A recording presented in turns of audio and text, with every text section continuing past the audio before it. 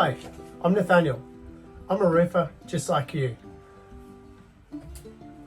Here's my silicon rag shirt, my Makita, to prove it.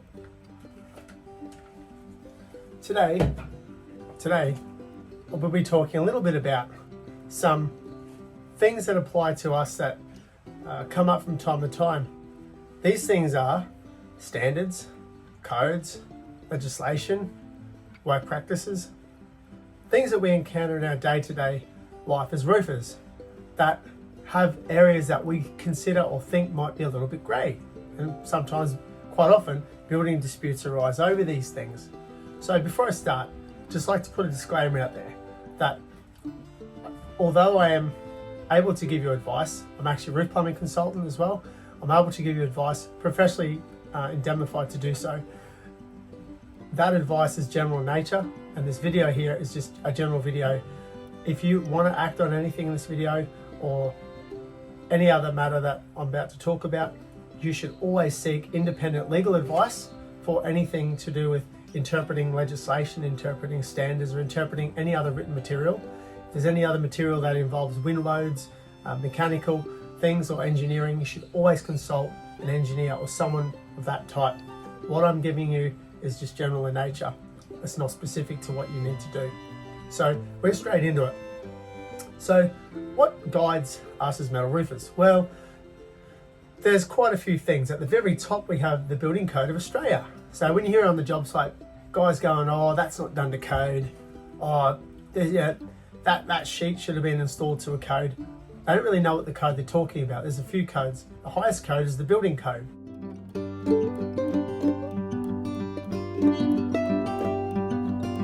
Or the National Construction Code 2019. That's written in Canberra by a board called the Australian Building Codes Board. Now, the Australian Building Codes Board is comprised of a panel of people and an organisation of people that are paid by all the states and territories to write this construction code, or the Building Code of Australia. Each state and territory then gets the code, takes it back to their state or territory, and adopts it into law through a piece of legislation, which in Queensland we have the Building Act, Queensland 1975.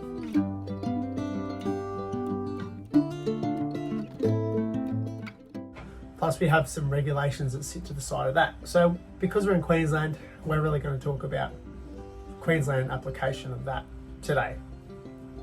So we have, in addition to the Building Act 1975, we have the Queensland Development Code,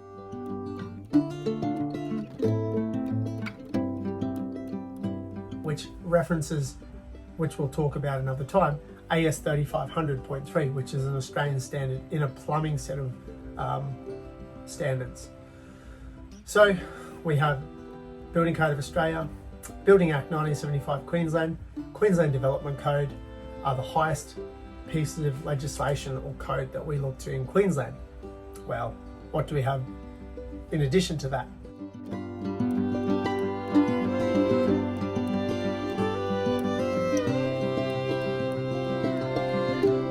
We have judge-made or common law that is also used. Not often used because most consultants or most technical experts aren't also experts in the field of law, but the field of law governs what we do, or should govern what we do, a lot more than just the technical data, such as numbers and wind loads and those type of things.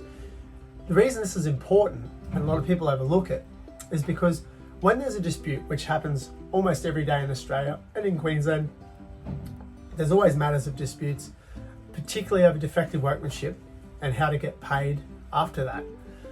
When something goes to court, particularly in roofing, goes to QCAT, which is sort of the lower level, then we have the Magistrates Court, then we have the District Court, then we have the Supreme Court, and then we have the High Court of Australia, which is in Canberra. Any decision in any of those places that relate to roofing, we can look to as a case precedent that we can use in our job. Now, I wouldn't expect roofers or general builders or anyone like that to know how to use those things unless they've done a Bachelor of Law or they've got some legal training, and which is why you should always consult a legal professional when you're looking at these things. But we can use those things when we want to look at workmanship, because those things bind us when there's an ambiguity in a standard or a law. So there's a whole lot that governs us above there. Below these things in our day-to-day running of our roofing operations, we have standards. There's quite a few standards there. Well, we have AS 3500.3 2018, which we've already spoke about. That is the stormwater standard. We have AS 2179.1 2014, which is titled Metal Shape Products. After that, we have some installation standards, which is the SA HB, standing for Handbook, 39 2015, which was its last revision. That's the installation of metal roofing and the products. That is currently under review at the moment by Standards Australia, and it's going through the process of revision right now as we speak. But we can still use the 2015 standard for any work completed until that new revision comes out and it's adopted. The last one we've got is the AS 1562.1 2018. That is the design installation of metal roofing and stormwater products to do with roofing anyway. So there's those set of things that we're going to look at in general. So we're not going to cover too much of the Building Act or the Acts Interpretation Act even, which is used to interpret the Building Act. But we're going to look more at the standards, because the standards are good for just general everyday use on the site. We also have, in addition to all these things, we have the QBCC Act. And the QBCC Act governs licence to work in Queensland, or building work. And the QBCC get involved in matters of compliance, but also defective building work. Do some work for the QBCC and provide advice to them in technical matters relating to metal roofing. So they have a guide that they produced called the Standards and Tolerances Guide.